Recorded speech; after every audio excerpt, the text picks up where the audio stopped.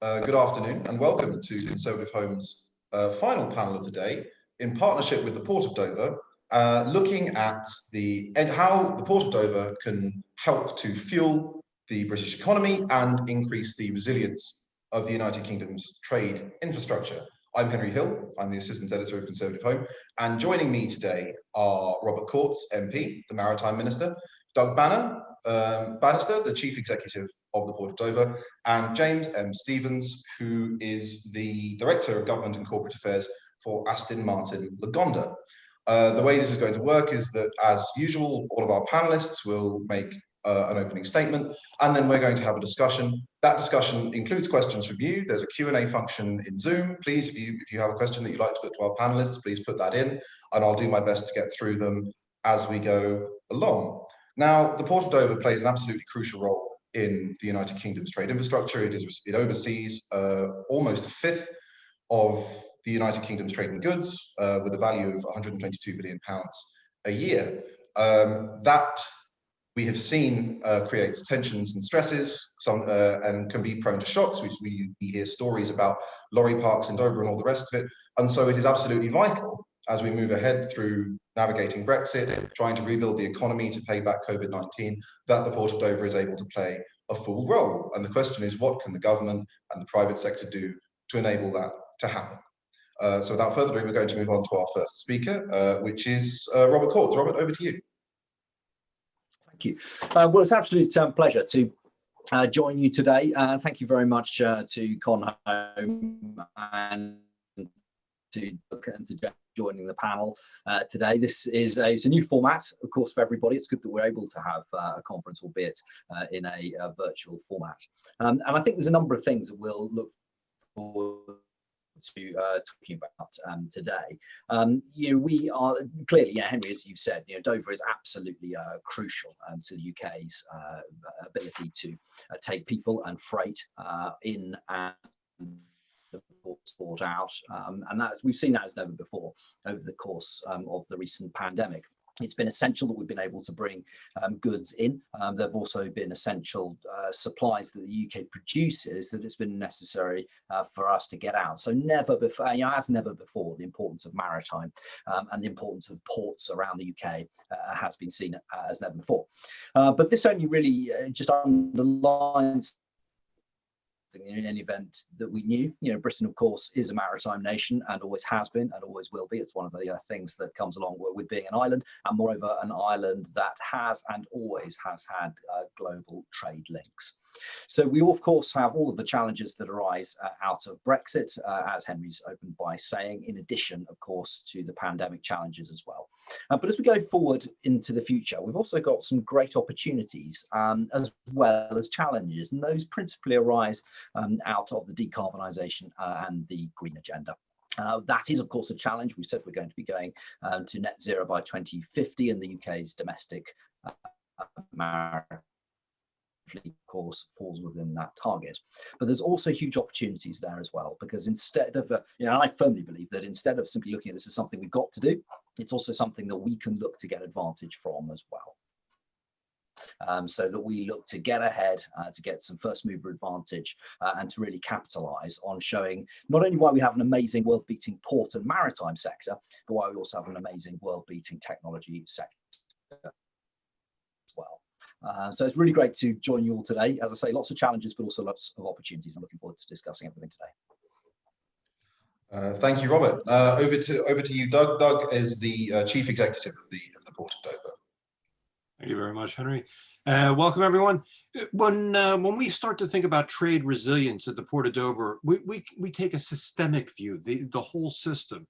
Simply looking at port capacity or land adjacent to a port is terribly one-dimensional in looking at the complete supply chain. We consider operating models, frequencies, capacities, efficiencies, the vessels. So by illustration, if you look at our operating model, we turn our berths over 10 times every day.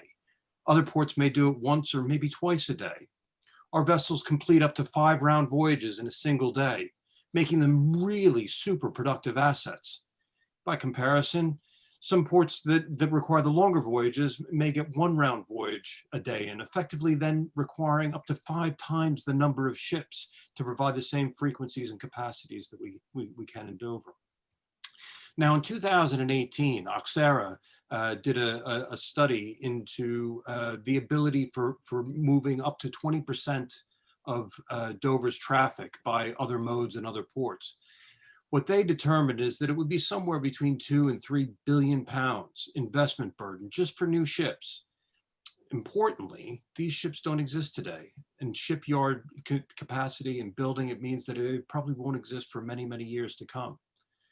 Under other operating models, such as containers and unaccompanied trailers, inbound dwell times might be several hours or even several days. At Dover, our average inbound dwell time is 5 minutes. That yields tremendous advantages for the supply chains. Other operating models with longer, less frequent sea voyages, if you happen to miss a sailing, you might have to wait a day to get another boat, resulting in inefficiency and risk to the supply chain. At Dover, there's another ferry coming in about an hour. Plus, with our turn up and go model, that means the traffic is just continuously moving, again, yielding tremendous advantage for the supply chains. Now, there is potential disruption as a result of Brexit, but it's going to be common disruption for any EU-facing gateway. The difference with Dover is that we've got a clear track record of managing disruption and, really importantly, recovering the situation. We have a proven traffic management scheme and have been refining our plans over the last 4 years in Kent in preparation for Brexit. I'll give you a couple of examples. So during the COVID pandemic, Dover kept the critical supply chains open and operational, ensuring that the essential goods made it into the United Kingdom. Where freight capacity was reduced, or in some cases it might have been eliminated altogether, the Port of Dover was fully operational throughout. In fact, during the height of the pandemic, we were still lifting up to 10,000 passengers every day. And that is because our ferries keep running and people know that they can count on us. Second example, about a fortnight ago, we had a nationwide security operation where all traffic leaving all gateways was subjected to additional screening and searches. Now, this clearly affected Dover's traffic, and therefore Operation Stack was implemented. At the height of the Stack operation, it was estimated that we might have had about 4,500 lorries queued up. Within 12 hours of the operation being concluded, we had everything cleared and we were back to normal operation. This was down to the professional people that we had, our clear geographic advantage, and the high frequency services that we have. It's a clear demonstration of managing real time, managing disruption, but then really important, recovering it swiftly. Where else in the United Kingdom could this have been accomplished? Nowhere. Now, few people would say that they enjoy Operation Stack, and it does carry a highly criticized reputation, but it is a proven traffic management scheme deployed in extreme conditions. Over the past 10 years, in fact, it's only been activated a handful of times, other than the events of the summer of 2015. And it represents less than 0.1% of our total operating time. In addition to Operation Stack, we've got our A20 TAP that we brought in place working with Highways England and other parties in Kent. And we also have our buffer zone at the port, which was part of an 85 million pound investment. And all of these provide continuous and proportionate traffic management. Now, we look at resilience, as I say, in a systemic way, but we're also looking at resilience over the long term. You can see that we have it very, very high on our agenda, but we're not simply resting on our superior product, nor our clear geographic advantage. We're planning for the future. As a part of the government's flagship Freeports program, we've developed a Freeports model that leverages our premier position and advanced operating model. With over half our freight destined north of London, the reach from the Port of Dover is across the entire nation. In our model, or our Freeports model, our so-called global trade and innovation zone, we're building a powerful coalition across manufacturing, supply chains, advanced engineering, and academia. We're working with the Center for Sustainable Road Freight, and we're working towards establishing the United Kingdom's very first zero emissions logistics corridors. Our aim through our forward-looking developments is to ensure resilience and indeed sustainable supply chains for the UK economy and the UK society to continue to prosper. Thank you very much. Thank you, Doug. Over to you, James. Thank you, Henry, and good afternoon, everyone. As I'm sure most people are aware, the UK is home to an incredibly diverse automotive sector, from large mass market OEMs like Nissan up in the northeast, through to small volume manufacturers like Aston Martin, Lagonda, and off-highway manufacturers like JCB, and a great many specialist manufacturers. In total, we're home to 85 OEMs and over 2,500 suppliers. This diversity is unique to the UK, and we're home to some incredibly innovative suppliers. Though over time, our supply chain has become more integrated with Europe, as efficiency has driven greater consolidation across the continent. So to flavour that up a little bit and give you a bit of numbers, what does that look like? Well, last year, the industry had a combined turnover of 82 billion. We invested over 7 billion in capital and R&D projects, manufactured over 1.3 million cars and 78,000 commercial vehicles, and we exported over 1 million of those vehicles. And last but not least, we employed over 800,000 people. So the industry is an important bedrock of the UK economy, and certainly a contributor to our balance of trade. But margins in the industry are traditionally very tight, with some companies operating on as little as 3 to 4%, meaning that even a small additional cost could mean the difference between profit and loss. From an Aston Martin perspective, we're a luxury car manufacturer, traditionally making sports cars and GT cars in the Midlands at Gaydon. But earlier this year, we opened our new manufacturing site in South Wales, making our first SUV, the Aston Martin DBX. So we're spread across the UK, across the heartlands of the UK anyway. And as I mentioned earlier on, we are what's termed a small volume manufacturer. We make less than 10,000 vehicles a year. In fact, last year we only made 5,862 sports cars at our Gaydon manufacturing facility, 80% of which were exported around the world. A good chunk of those went through Dover. And we are, with our largest market being the United States. Compare this to the 385,000 cars that Jaguar Land Rover made last year, and you get a sense of scale. We are very, very small in comparison. However, despite that difference in scale, our manufacturing and supply chain processes are very similar, with a large proportion of our supply chain spend in Europe, meaning that we need to bring parts in and cars through a gateway, nominally the short straits, Dover-Calais. However, unlike the larger manufacturers, we do have more UK suppliers, though these tend to be the smaller, bespoke luxury components that we use in our cars, from leather and other materials to essential enamelled badges and other luxury products. We too rely on just-in-time manufacturing to ensure that we are cost efficient in our manufacturing processes. As an example, we currently bring in approximately 290 trucks a week to service our manufacturing plants. The vast bulk of that comes through Dover, short straits. Therefore, supply chain resilience, as Doug was talking about, is essential to our business and to other car manufacturers. We work closely with our logistics partners to ensure that we have sufficient resilience in that supply chain to manage any disruption. However, disruption costs, and additional costs impact our ability to be competitive. So with the challenges ahead, with Brexit, COVID, I wouldn't say in the rearview mirror, but certainly around us at the moment as well, we need to work together to ensure we're able to maintain the competitive of what I would class an important sector to the UK economy, the automotive sector. Thank you very much. Thank you, James. Now, before we move on to the discussion and the Q&A, I understand that the video we meant to play at the beginning has now been teed up and is ready to go. So hopefully that will now start running imminently.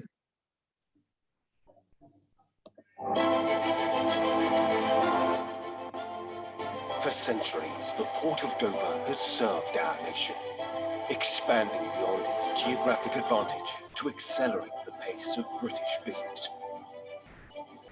As the UK embarks on a new course, Dover is adapting again, securing vital supply chains, embracing the opportunity in global trade, and driving sustainability to create the UK's first zero-emissions logistics corridors.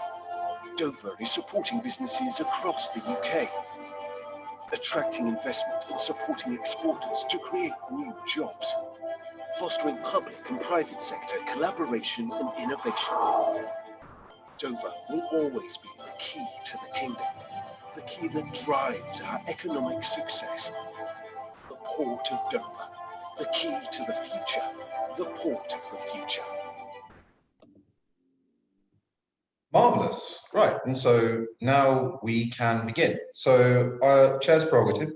I'm going to start by asking a question or two of my own, and then if there's more coming in, we can see how we go. Now, I'm going to start with a question for Doug, based on that video just said that Dover is sort of the port of the future. Now, you said in your opening remarks you've talked about Dover being resilient and sustainable. Now, resilient seems fairly self-explanatory in terms of being able to withstand shocks, keep trade flowing and everything else. But for those of us who aren't trade specialists, what do you mean by sustainable? What does it mean to be for British trade lanes to be sustainable? Over what sort of timescale are we talking about? Thank you, Henry. I think when we start considering sustainable, it's the whole package of the logistics change. Moving freight by water is one of the most carbon efficient ways to do so.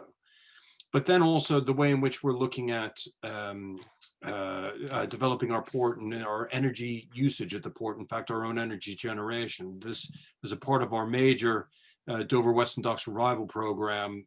We've implemented a full suite of PVs on the roof of our refrigerated warehouse, and it's supplying, certainly during the summertime, all the power that we need. And that is a really good point around making certain that as we are developing and investing in infrastructure, that we're doing it and we're embedding the sustainability into it. As we look to develop our free ports, our global trade and innovation zone, we'll be looking at working with some advanced engineering, some academia, the Center for Sustainable Road Freight, and how we can actually ensure that our logistics and our supply chains are, we're going to be trying for zero emissions in the first instance. I hope that helps, Henry. That does, absolutely. Does the Robert mentioned in it, and obviously if any of the other panelists want to come in on any of these questions, I may start off by firing them to one of you, but just raise a hand, and I'll come to you. Now Robert mentioned in his opening remarks that the move to zero, whilst it does obviously have opportunities that you've just outlined, it does potentially pose challenges with the transition. So are there any ways in which the government's move towards net zero has thrown up new hurdles for the Port of Dover, things that you're going to have to overcome, change your timelines on the adoption of different technologies or methods?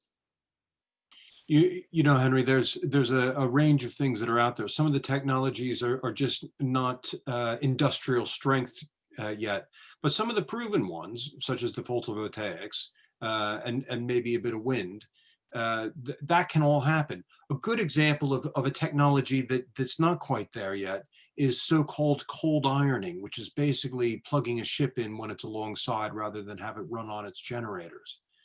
Because of the energy draw, right now there is insufficient generation capacity to be able to pull that amount of energy onto a vessel. Particularly hungry ones are cruise ships, by the way.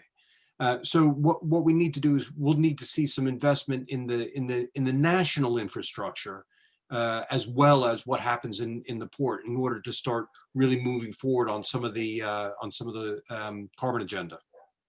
And that seems to me to set up a perfect question for Robert, which is, what is the in light of that, a lot of this Port of Dover can't do big R&D development and everything else. What is the government doing to try and make sure that, given these sort of the targets that it has set itself, that these technologies come on stream in time for car manufacturers, to the ports and other industries, to be able to make this transition in an orderly fashion and hit those targets? Oh, Robert, you're still muted, sorry. Sorry, schoolboy error. Henry, that's an excellent point, and you're absolutely put your finger on all of the things that we're talking about today. So Doug has made a number of good points there, and he's really illustrated how interlinked everything is. Because when you talk about clean maritime, for example, you obviously have the fuels, you have the ships themselves, how they're constructed, you have the way that they're operated in terms of literally how they move around, you have the way that they are loaded, you have the way that things get to the port to be loaded. So it's all massively interlinked, and it's very much a lattice work of of policy things that have to be looked at. I think it's fair to say we're fairly early on in this at the moment. We are still looking at a lot of different policy options. And that just first part of the answer I gave, I think, illustrates how that is. So, there will be things like clean fuels that can be looked at, for example. We'll have to look at how ships are constructed. We'll have to look at how ships are loaded. You've got the dockside loading part of things as well. So we've done quite a lot of research on this, and a lot of this is published on gov.uk, and it's all part of our Clean Maritime Plan and the Council, which is a consultative body that we have. And we're looking at a number of different policy options, and I've referred to some of them already, for example, clean fuels, but then you look at things like hydrogen, and then you have things like ammonia. All of this it's early days, which is why I say there's an opportunity there as well as a challenge. So it's far too early for me to say that anything is going to be a particular solution, but what I absolutely can say is that we're looking at all of them. Okay, and James, if I can just come to you quickly. I know that some car manufacturers, you mentioned Jaguar Land Rover, have been concerned that the way that the government has been legislating for the move towards zero emissions means that it's doing so in such a way that might be undermining transitional technologies. Do you think that there is more the government could be doing to make sure that car manufacturers, as they do prepare to move towards maybe wholly electric vehicles, have the space maybe for things like does clean diesel, for example, have a role to play, or is there another solution that's needed? Well, there's about a dozen questions in there, Henry. I'll try and come back with a short response. The chairman's answer is to just answer whichever one you like the best. I think the industry, just to make it clear, the industry is wholly committed to reducing carbon. We've got to beat this climate agenda head on. I think, however, picking technologies or picking winners is a mistaken approach to take. We need to allow innovation to happen. Obviously, government's job is to provide a framework, targets to meet, for example, on reduction. I think, I won't speak for other car companies, but where investment has been made into new technology, companies need to recoup that investment to be able to make the next investment. If you ban a certain technology when a company has invested in it, and you don't allow them to recoup that, then they have no money to invest in the next technology. So this is such an emerging place, as Rob said. We've got so many things changing all the time. We need to be fluid. We need to allow industry to innovate. That's what they do best. The car industry in the UK is very innovative, as I said in my opening remarks, and just provide that sort of glide path. So yeah, I think there's a whole multitude there. We shouldn't discount hybridization as part of the solution. Rob mentioned clean fuels. I think hydrogen is going to play a very, very serious role in HGV. Potentially even in some of the larger light commercial vehicles. Battery electric certainly is the core for cars, but I think hybridization has still some role to play out into the 2030s. Clean diesel, I think that's there. I think the doom mongers have put pay to diesel, frankly. You just see the figures from our trade association on number of diesel registrations this year. It's right down. But diesel plays an important mix in decarbonising. If you don't buy a new diesel, you're driving an old diesel, perhaps, or an old petrol, and they're far worse than driving a new one. So I think it's technology neutrality. Let's the industry innovate as best it possibly can, with the targets in mind of net zero by 2050. Okay, and if I might just quickly bounce back to you, Robert, before we move on to the next question. How do you think the government can, because obviously the temptation is, or the danger is always there when the government gets involved in things that involve R&D and developing technologies and industries. The danger is always that the charge of picking winners will be leveled and that you might distort the market. So how do you think the government can best make sure that whilst providing a supportive framework and indeed public investment if necessary, the government makes sure that the technologies that come through this process are the most competitive and are not perhaps the most politically attractive for some reason or another one? Yeah, and again, very good point. And it's one of the challenges that you always have when you're assessing policy in this area. It won't surprise you that coming from a Conservative politician speaking at a ConservativeHome event, that I firmly believe not only that technology holds the answers to the climate challenge that we have, but that the market is the best place to produce those answers. And that will obviously underpin everything that the government does. I think the key is seeing any investment that there were put in terms of research and development. It's particularly the research side of things. It's making sure that lots of different options can come forward that gives government and industry the choice to see what emerges and what becomes most successful. As I say, we are very early on in this process yet. There's a long way to go, but it's particularly on making sure the market is able to explore and to innovate. That'll be key.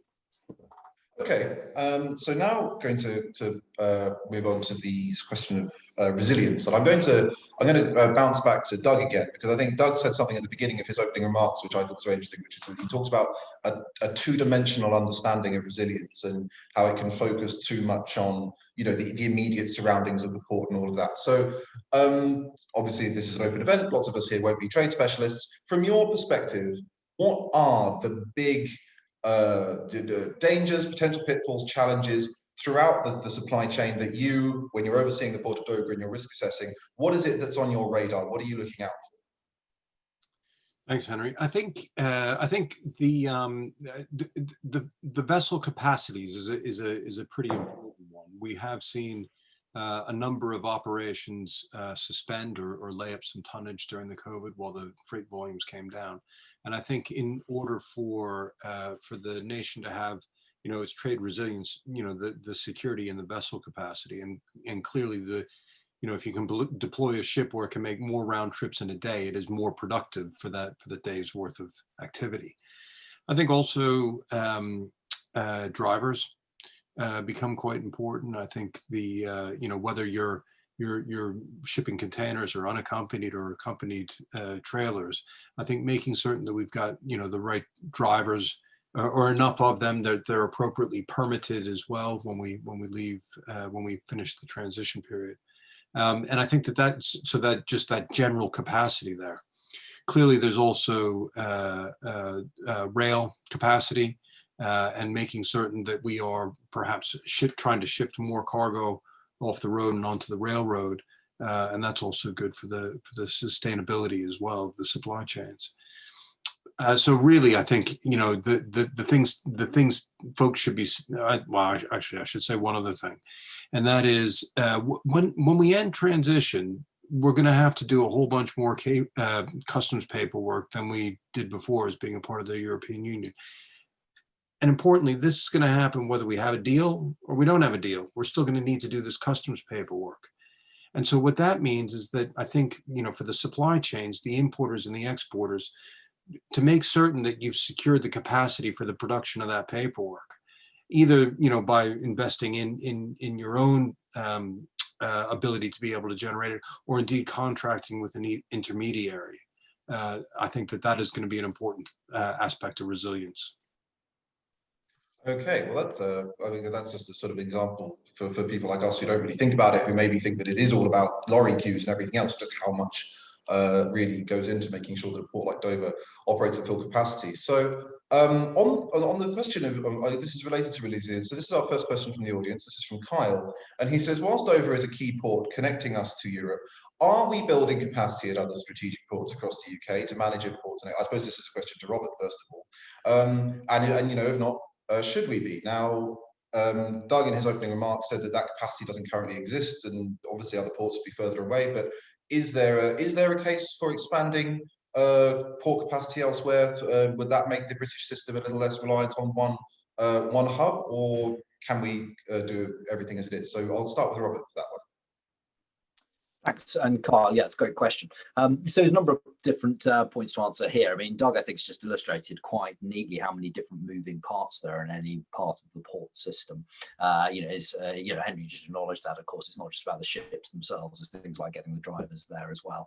And that just shows that any resilience has to be in terms, its depth as well as width. And it's a mistake to think of resilience purely in terms of width.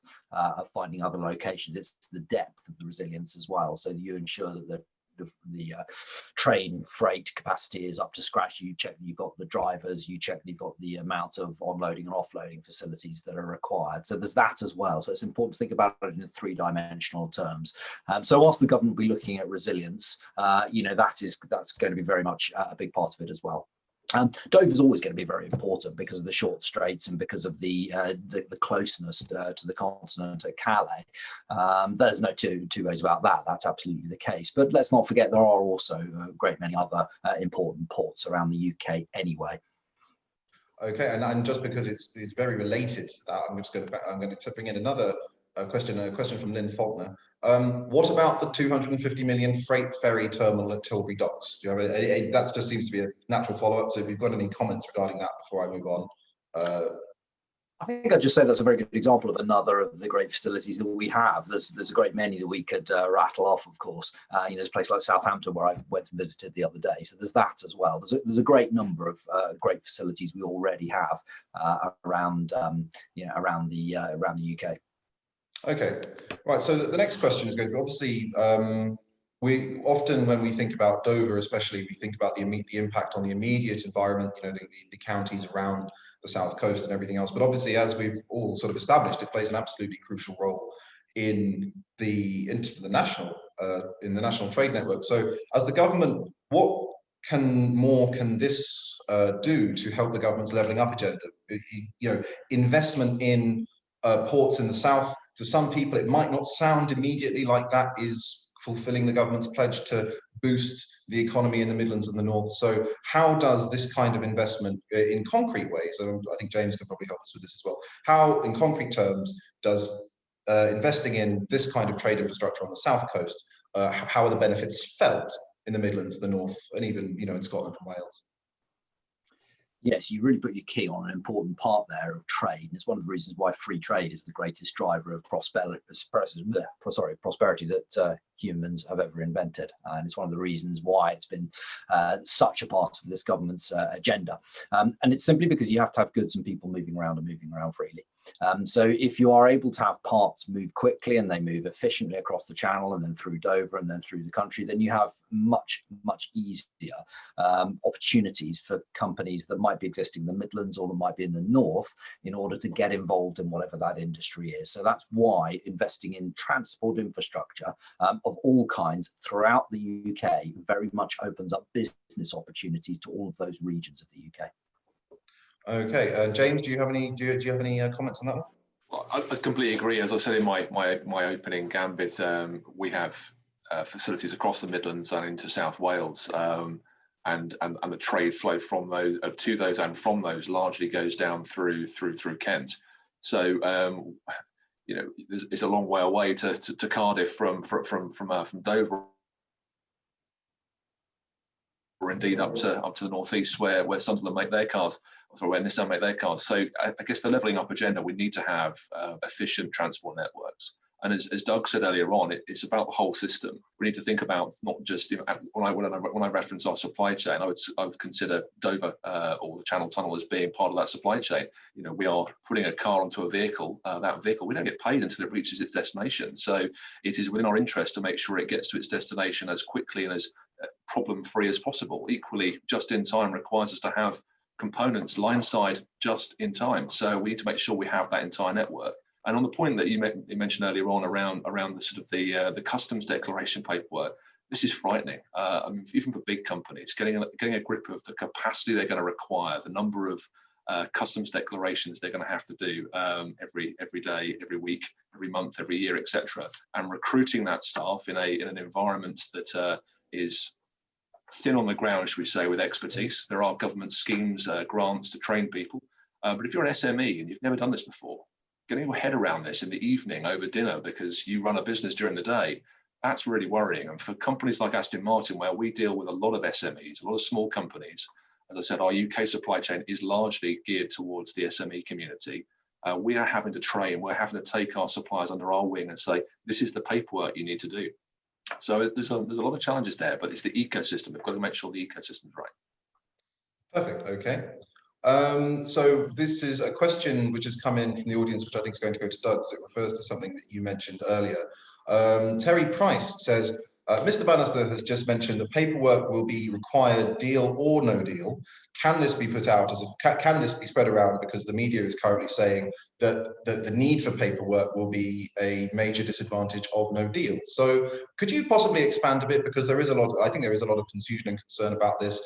what will the paperwork requirements be, and what is the difference between, for you as a port operator, between a deal or no deal in terms of the amount of extra paperwork that will be required and the burdens that might place on your processes and systems?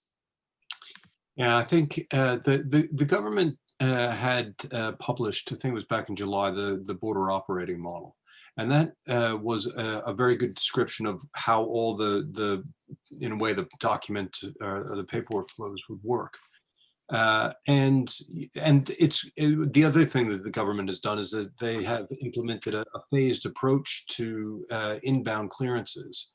So it's not really until the 1st of July next year when the increased checks would be in place. Now, I think that the government's been trying to get the message out that the paperwork or the customs declarations, and indeed perhaps security declarations and that sort of stuff, that indeed that's going to happen almost no matter what. And I think maybe this is something that we could all jointly go back to government with and say, we could be doing a bit better on getting the messaging out, it seems. In terms of Dover, one of the things that is also contained within the border operating model is a port could either have a temporary storage approval or something called a pre-lodgement approval. And basically under the pre-lodgement, what that's meant to do is allow us to carry on doing our business in the exact same way that we do today. And indeed the temporary storage would work the same way for unaccompanied trailers and for containers as well. So government is thinking through how to make certain that we have the most efficient delivery of these supply chains. And there is still some way to go.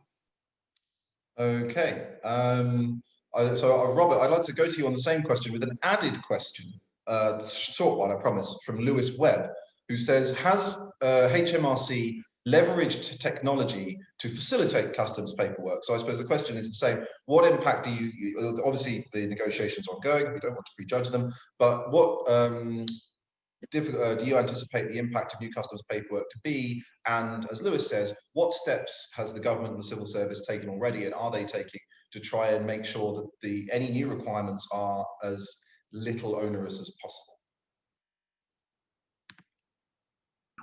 So that's absolutely right. We shouldn't prejudge the outcome of the negotiations, clearly. And obviously there will be a change. I think everyone will accept that at the end of the period. It's a big change as we come out of the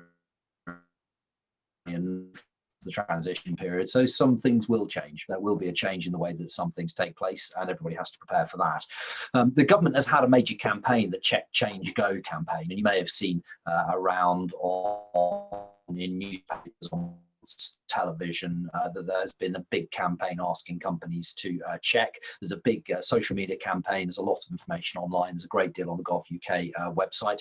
And of course, lots of the trade bodies are a big campaign being run by government and run by associated bodies to help people get ready. And if there is anybody watching or anybody who is simply concerned about what they may have to do, then I would ask them to reach out. First of all, look at Gov.uk and also reach out to their trade bodies, because there is a lot of help out there, and either they or the government will be glad to provide it. In terms of the latter part of the question, yes, I can confirm that there is all sorts of work across in order to help make processes as smooth as possible. Technology is always a part of that, where possible, of course. Wonderful. Okay, fair enough.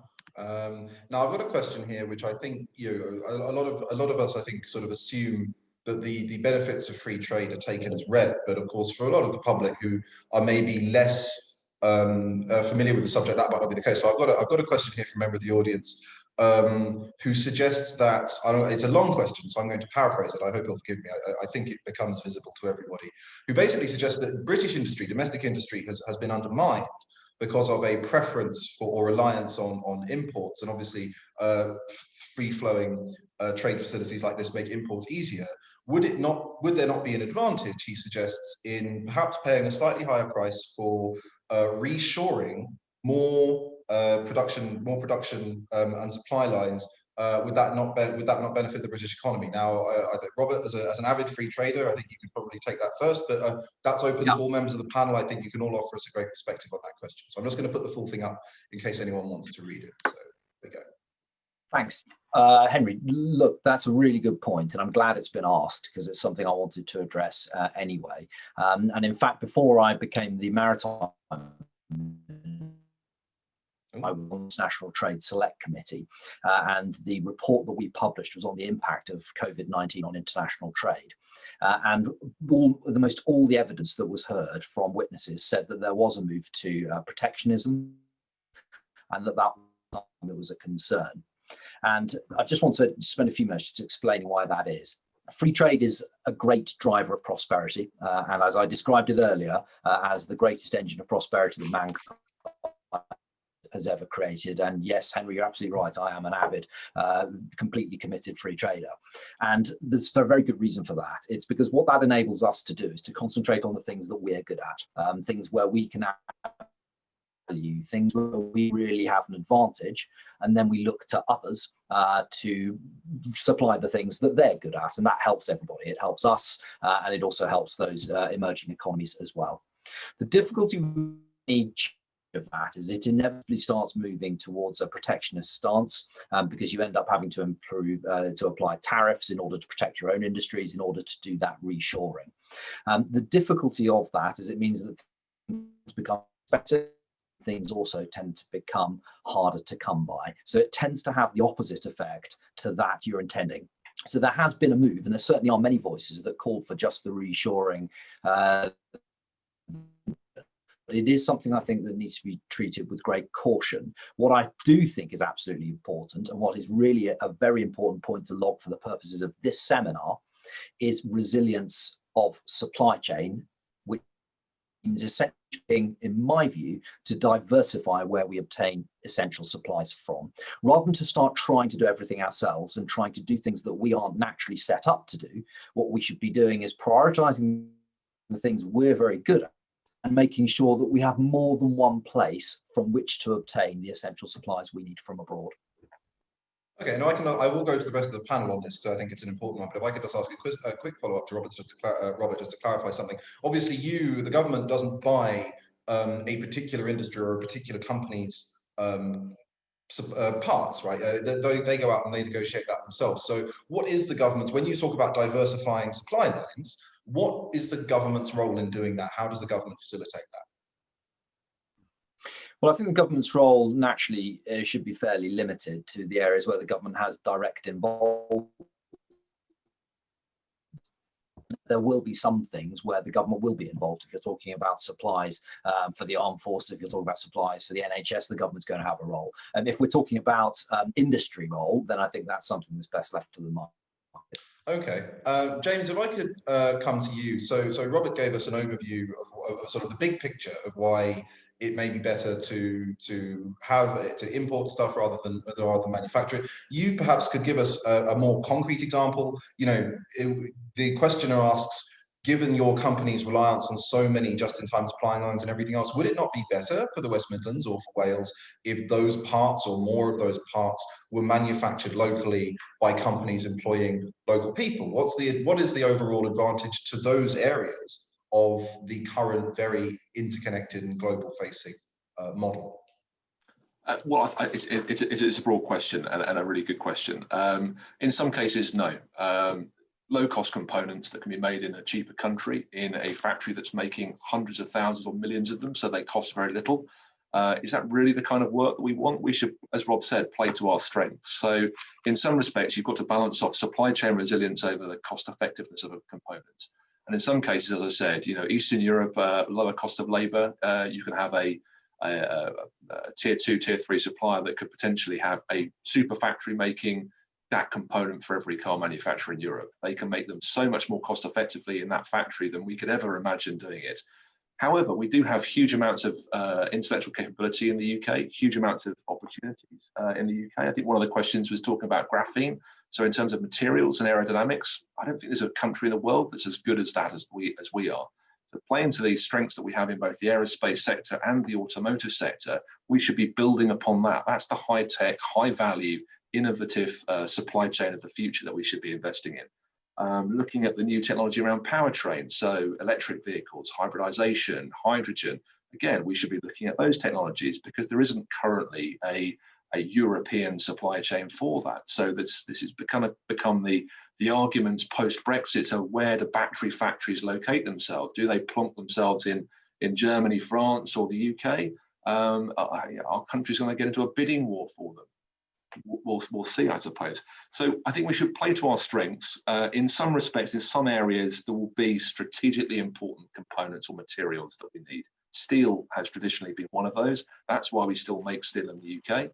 Aluminum or aluminium will be another one of those aspects. So, I mean, we buy currently as Aston Martin, our engines come from Germany. Why? Because they traditionally have been, when we were owned by Ford, we had an Aston Martin little box within the Ford Cologne factory, and it still makes our V12. In the future, do we want to continue making engines in another country, or will it make sense to do it in the UK? Again, you have these conversations internally when you're looking at the supply chain resilience and the cost effectiveness of your vehicle. My old CEO used to use the term total delivered costs. You've got to make sure that you can get the TDCs down as low as possible. It is a cutthroat industry, the automotive sector. Margins are very, very slim, so you've got to balance off that resilience versus the cost effectiveness. Okay, Doug, any questions on any comments on this before we continue? You know, this is, I think, one of the big, amongst the larger population, one of the biggest perceptions or arguably misperceptions of the debate about free trade is the balance between the economic advantages of a globalized economy versus the virtues perhaps of reshoring industry and protecting traditional methods of employment. So any final comments before I move on from you on that question? The only thing I was going to say around the supply chains on this is you know, we've got some fantastic trade routes in and out of the UK, and they're far-reaching. They go all over the world. And I think also that, you know, it goes back to being a maritime nation, I think, and everybody's kind of playing to their strengths a bit. We did see some discussion during the COVID period where you know, people were considering more nearshoring or moving, you know, being able to source product closer to where it's needed, and we could see more of that, you know, happen in the future. But there's no doubt that there's some very, very excellent producers of components out in Asia that do them very, very well. And, you know, so I'd agree with both what Robert and James have said is, let's make certain that, you know, we secure the components that we require, the products that we require, but also let's consider where our advantages are, and then let's invest and grow those skills and those capabilities within those areas of distinct advantage.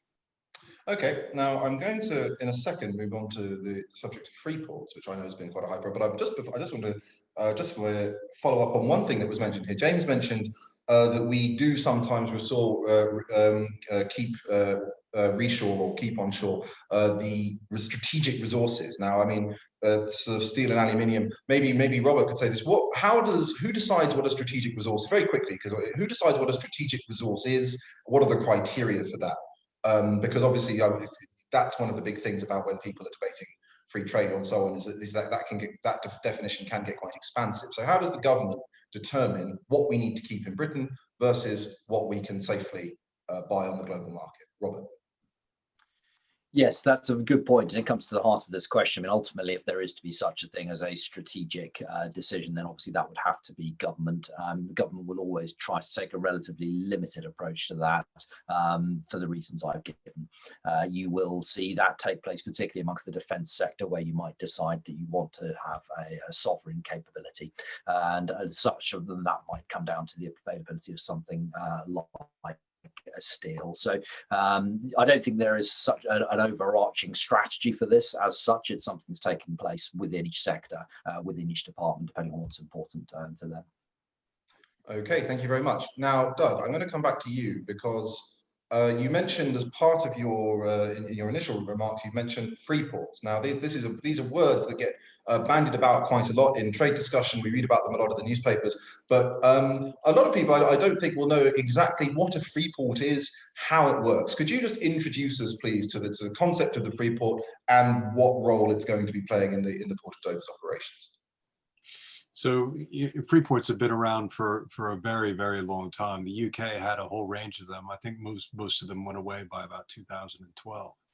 The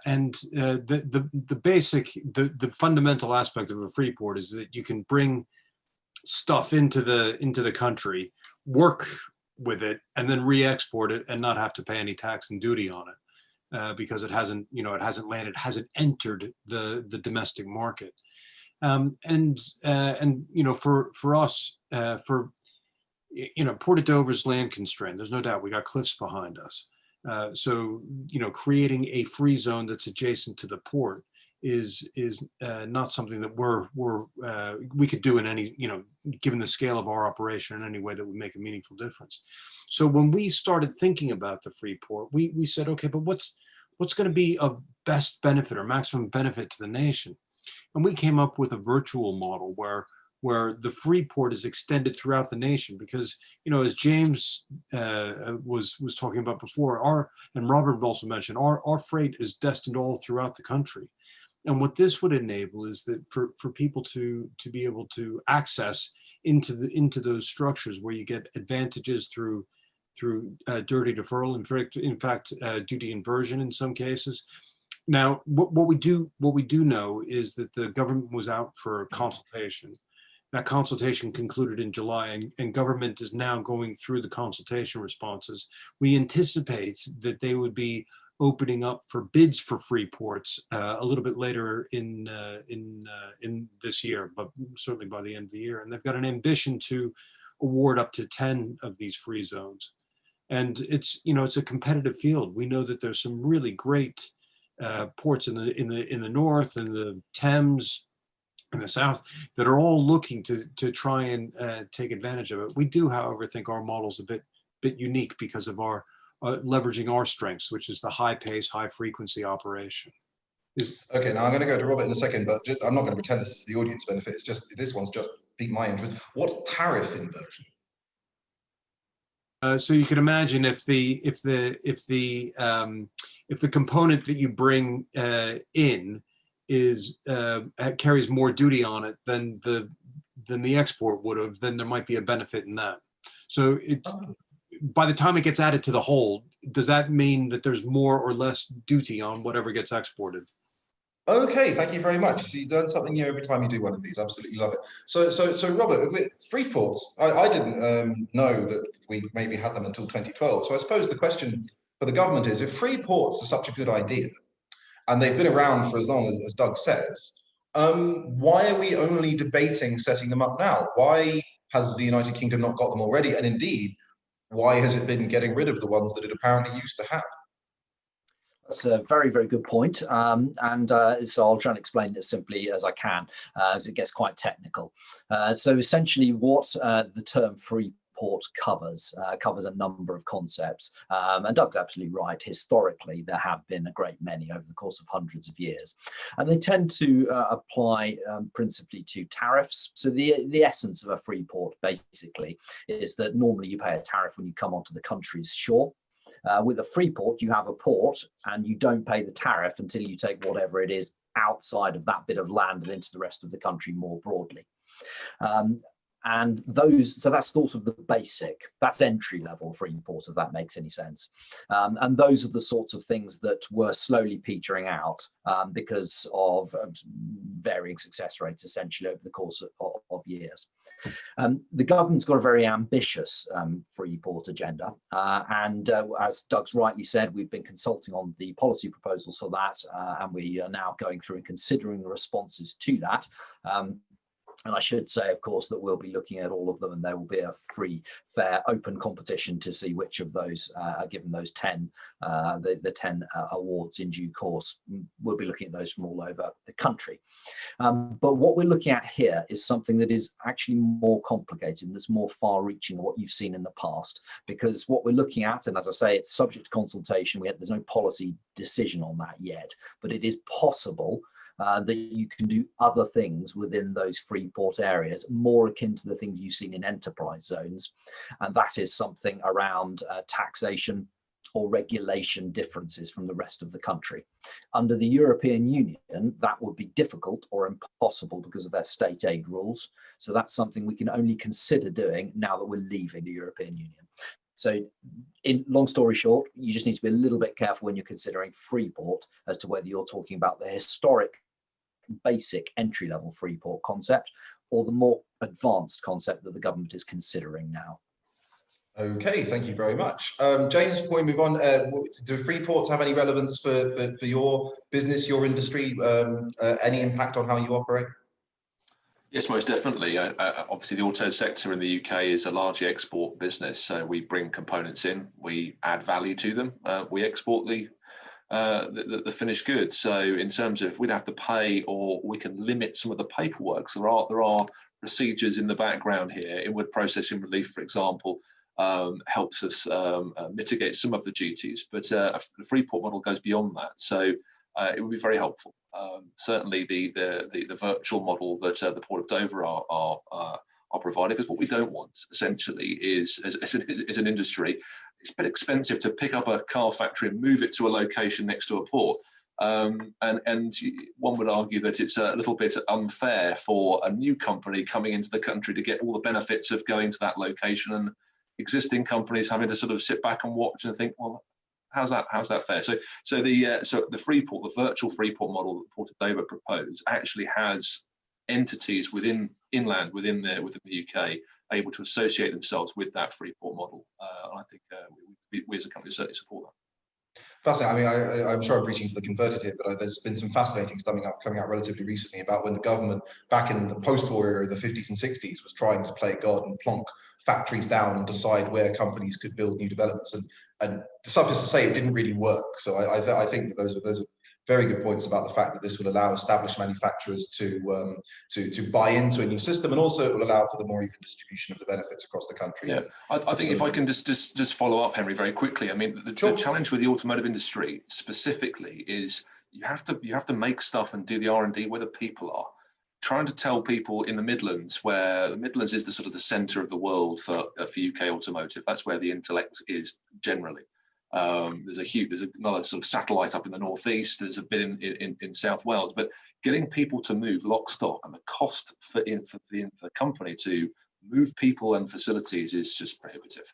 So I think we've got to recognise that where car factories are, I mean, Lotus, for example, they make their cars in Norfolk. They're setting up an R&D centre in the Midlands. Why? Because it's difficult to convince engineers to go to Norfolk. Lovely place, but actually, if you're an engineer in the automotive sector, you probably want to stay around the heart of the automotive industry. So I think we've got to be a little bit flexible with it. Perfect. Okay. Something on that as well, if I may, Henry. And James puts his on a very good point. And it just interlinks to two other things that the government is working on, which are key planks of our education policy going into that slightly wider sphere of things. And that's particularly with T levels and then the through life education announcements that the Prime Minister has made this week.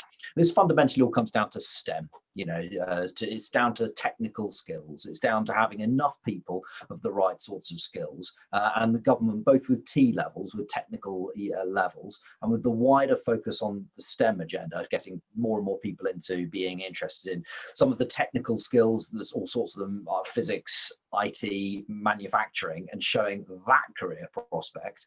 Also, people reskilling later in life, which has been the focus of this week's announcement. All of that is intended is to provide greater amounts of people with relevant skills in a greater number of areas. I just want to, this is a banging personal drum. I'm just delighted to hear anyone from the government mention T levels. One of the things I do at Conservative Home is I write about education, and this is a really important reform, which has not perhaps got the attention it deserves. But we've got a real, in this country, there's been a long history of not investing properly in technical education versus academic education. T levels are quite an exciting bit of progress, so I'm delighted that they've been mentioned. Go and Google them, look them up, they're great things. I couldn't agree with you more, Henry. It's an exciting part of the government's education agenda. And of course, with my portfolio of aviation and maritime, it's critically important.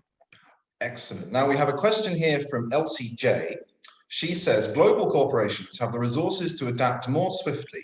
What measures would the government take to ensure SMEs are being supported instead of throttled by competition, exacerbated by additional administration? I think this is part of a broader question, which is often actually brought up in the context of the European Union debate, which is that sometimes the need for more regulation and more paperwork, it's not only just a general drag on business, but because larger companies are much better resourced and much better equipped, both to engage with government before those regulations come in and then to navigate them afterwards, it ends up raising barriers to entry and squeezing small businesses. So I'm going to start with Robert, and then I will come to any other member of the panel who has something to say on SMEs. Yeah, again, a very timely and important question, and there's a number of aspects to it. So in terms of improving the viability and sustainability of SMEs, the education point that I've just referred to is a big part of that as well. I won't go through it again. I've just said how important I think that is. I think more broadly, this just gives us the example of how important Brexit can be as an enabler, because it gives us the ability to ensure that the regulations that we pass, if we pass, are ones that are targeted for us and aren't, of course, blanket based across the whole of the European Union. That gives us the opportunity to really make sure that industries in those key growth areas are ones that we can absolutely concentrate on. And you can see this also in the government's wider free trade agenda, because if you look, for example, at the Japanese trade deal that was agreed fairly recently, you know, the naysayers would say, oh, this is just the European Union one rolled over, and it really isn't. And it isn't because of the digital chapter that is contained within it, which goes much further than the European Union's. That is very, very exciting for the sorts of high-tech, innovative companies that we excel at in this country. That's something that gives them a real opportunity to concentrate on the things that we're good at. And so I would encourage everybody to look at that. That's, of course, particularly important because those companies tend to be SMEs rather than the larger established companies. More broadly, you know, this is a Conservative minister, part of a Conservative government, again, speaking at a ConHome event. And again, what we will always be looking to do is to make Britain a business-friendly place, and that means keeping regulation appropriate, but to an appropriate level. Doug, your Port of Dover deals with exports and imports from companies large and small. In your experience, is there a difference in how different sized companies find navigating that system? Do you anticipate that Brexit might change that? Are there things that you'd like the government to do to make sure that SMEs are as able, if there are going to be any problems, to keep trading through Dover the way that the big companies can? Yeah, thanks, Henry. I think for in terms of the product that Dover offers, it's open for everyone and everyone takes advantage of it. We got some really big companies that use it, and we've got, one-man vans going through, and we've got, who knows, horses and coaches and bicycles and everything else goes through. So it's literally, open for everybody. The one thing I was going to say about SMEs too, which I'm going to come back to the Freeport discussion, if I may. The Global Trade and Innovation Zone, which is the Dover Freeport model, it's virtual in nature, but what that is also designed to do is to try and help bring advantages of Freeports to the SMEs. And we are building such a wide and powerful coalition of engineering companies, supply chain, the manufacturers, academia, some really wicked engineering and some good technology as well, and to create this group that then can leverage off of each other's strengths, and indeed for the SMEs to be able to learn, some productivity improvements or some best practices. That's what we would like to see, rise up through our Freeport, the Global Trade and Innovation Zone. Thank you. James, anything on SMEs before we I think we're going to circle back to Freeports, but anything on SMEs from you? Well, I think I'll come back to my competitiveness point. I think we have to make sure that businesses large and small are as competitive as they can be. Aston Martin, we deal with a lot of small companies, small and medium-sized enterprises in the UK. Oh, you've muted yourself, sorry. Sorry, that's me pushing paperwork on my desk. Apologies. 60% of our suppliers are UK, and most of them are small. And I deal with on regulatory issues with a number of them. The challenge they have is it's the owner and his wife or her husband or partner or whatever in the evening trying to pick through new regulations. So we need to be very, very clear. As Rob said, there's good guidance out there on customs approaches. There's lots of driving the motorway and you get the signs about paperwork, etc. It's beholden on the big companies or the OEMs, the consumers, to try and help their smaller suppliers as well, because we're not competitive if our suppliers aren't competitive. And certainly from Aston Martin's point of view, we do deal with a number of very bespoke companies that we can't go and buy something from a company elsewhere. They don't exist. So we have to make sure that company A down the road that's making a specific component for us is competitive enough, able to do the paperwork, able to secure money from government-backed loans or grants to develop that new technology. So we all have to work seamlessly together. So yeah, it's all about competitiveness. So I'm just going to, before we move on, I'm just going to ask you LT's question directly. Is there any specific measure that you would like the government to consider that would help SMEs? So the importance of it, I don't think anybody on the panel would dispute. It would be very unusual if someone did. I don't think I'll live to see the day when a panelist of mine says that SMEs aren't important. Is there a specific proposal that you'd like Robert to take away and think about that would help to make the SMEs that you work with more competitive? Well, I think, to be honest, the communication campaign the government's doing is very good. I mean, you don't turn the radio on, or commercial radio that is, very often without hearing a message about new paperwork rules, new paperwork regulations. The gov.uk website is, it isn't like reading legalese. It is actually pretty clear of what you need to do. But still, if you've never done this before, you need to be able to go to someone for some help. And I would stress, I mean, it's not a request to Robert or the government, because this is down to the individual. They need to make sure they familiarise themselves. There are trade experts out there that they can reach out to. Indeed, reach out to their suppliers, reach out to their customers, because we're all in this together. We need to make sure that we're seamlessly working together on this one. Okay, wonderful. Now we are looping back to free ports, but they're a fascinating subject, so no complaints from me. Now this question, I think, sort of turns some of the advantages that we've spoken about the new free ports model on its head a little bit. So this questioner asks, says, but I'm going to riff a question off it: free zones at Shenzhen are used as deliberate tools for economic development. Now, what I want to ask is, the advantage of the more complex proposal that Robert so kindly outlined for us is that it means that it's not confined to companies in particular parts of the country. You don't need to build a new factory right next to a port in order to take part in this system. But the government obviously has a stated objective of trying to rebalance the British economy, to address the huge north-south divide, try and revive economic activity in places like the Northeast. Now, if the free port system that we establish is completely accessible wherever you are in the United Kingdom, or at least in Great Britain, does that not risk simply entrenching the competitive advantages of areas of the country which are already doing well? And that does not make it more difficult for the government to use this policy as an instrument of levelling up, as a way to put more economic activity in other parts of the country? Now, I understand that Robert, as a free marketeer, obviously there's limits to how you'd like the government to be doing that anyway, but how does the government fit that very open, very accessible model with its stated objective of rebalancing and levelling up? And that's for Robert. Thanks. So if I've understood the question correctly, sorry, hear me okay? Yeah, you're here now. Yep.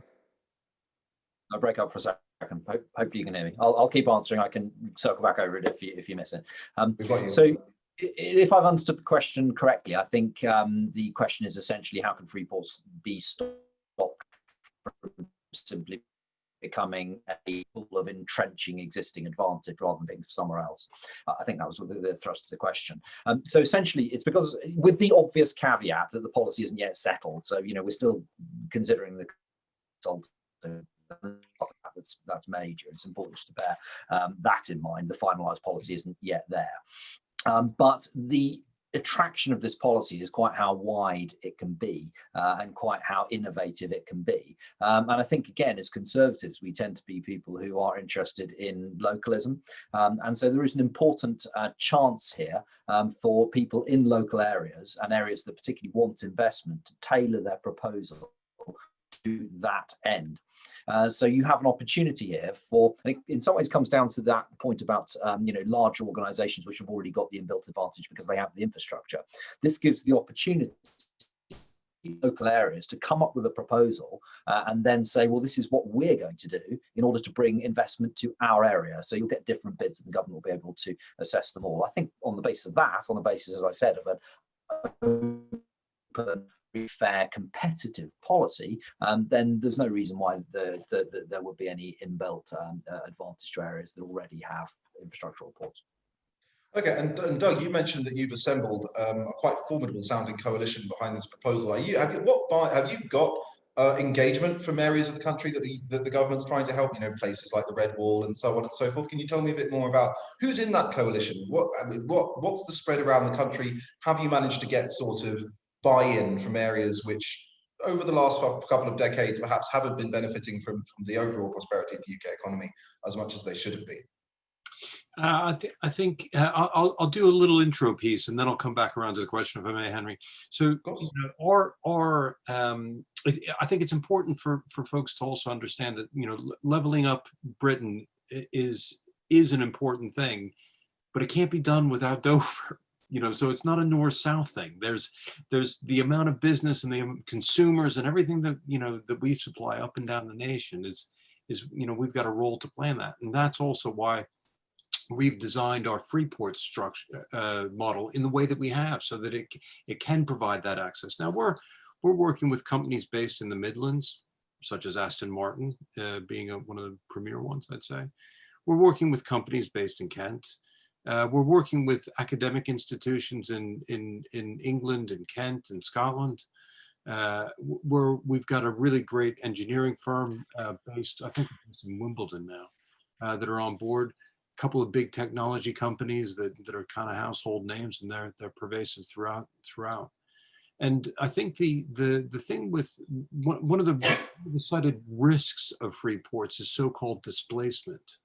And what that would mean is that you set something up in a location and it sucks activity from other areas and brings it into that one. And what we've done, or how we've approached it, is we've got two strands to our free ports model. One is working through existing operational sites, and that begins to extend the benefits and then allows for some investment into those areas. But also the second strand is around some identified and growing regeneration sites, and that is good for attracting inward investment, creating many more new jobs.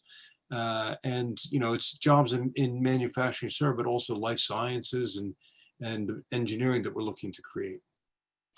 Okay, thank you very much. James, any comments before I move on? I don't think there's much more to add, to be honest. I don't think it's an either or. It's a both. There's not to say that a free port virtual model that Doug speaks about doesn't both help the economic regeneration of areas of the country that we want to see regeneration, whilst also providing an opportunity for parts of the country that aren't on a natural coastline. So I think it's both. I think we can look at it. I mean, the European state aid map is a very interesting thing. You look at it; it basically looks at population density and deprivation and scores parts of countries in different categories, and those categories provide a level of funding support that government or government agencies can provide. There's no reason why we can't do something similar to that around the UK. I mean, and just look at where we need to provide the support. But the custom side of it, let alone the economic development, the custom side of it doesn't have to be. It's not mutually exclusive. It could be separate. You did have something to say after all. I knew it. Now we're coming up to the end of the discussion, but there's just one more question that I'd like to put in, which is that we've talked exclusively almost about the impact of Dover and of free ports and of trade on the UK. But of course, the UK is. Ireland is in the news a lot now. The UK is a land bridge to the Republic of Ireland for a quite substantial volume of traffic, and there's an awful lot of sensitivities about the land border between the Republic of Ireland and Northern Ireland for historical and political reasons. But I think in commercial terms, the more significant one for Ireland in terms of volume of trade is Dover, the land bridge, Great Britain. So Doug, what volume of trade through Dover do you think it goes on to Ireland? What impact do you think this will have? And Robert, is this something that the British and Irish governments are talking about? How are we going to ensure that in the event perhaps of a no deal, that vital land bridge to our nearest neighbour continues to operate? I'm going to go to Doug first and then Robert. Thanks, Henry. I think, first of all, it's something like 40% of Irish exports to the European Union come via Dover. So it is absolutely critical, and it's a lot of the time sensitive stuff, but it's also a very efficient operation. Where if you were shipping direct, say from Dublin around to Rotterdam, it might take you 3 days or so to make that sea voyage, where you can get it done in sort of 13, 14 hours if you use the land bridge. And it is really important, and it's absolutely critical that we are able to continue to facilitate that traffic. It's important for Ireland, and it's certainly important for us. Robert? Thank you. Yes, this is of course a very much current issue, and it's one that's quite sensitive. If I won't go into it in too much detail, but the government will of course be speaking to the Irish government to ensure that in whatever the circumstances are, that there is an ability to get goods to and from the island of Ireland and to the UK, whatever the circumstances are afterwards. We'll obviously want to have that close relationship ongoing with our close friends and neighbours. Thank you very much. Now, that brings us to about the end of our time. I'd like to start by, normally there'd be a round of applause at this point. Unfortunately, it's only me, but I'm sure I speak for all of our guests when I say that this has been a hugely enjoyable and informative discussion. I know that we've covered some quite technical subjects in places, but I think we've done it in a way that has been accessible. I've certainly learned a lot about tariffs and free ports and all of that. So thank you very much to all of our panelists. Thank you to the Port of Dover for sponsoring this event. Obviously, this is a very unusual conference, but we've managed to make it work. Thank you, Robert, for battling with your broadband on our behalf.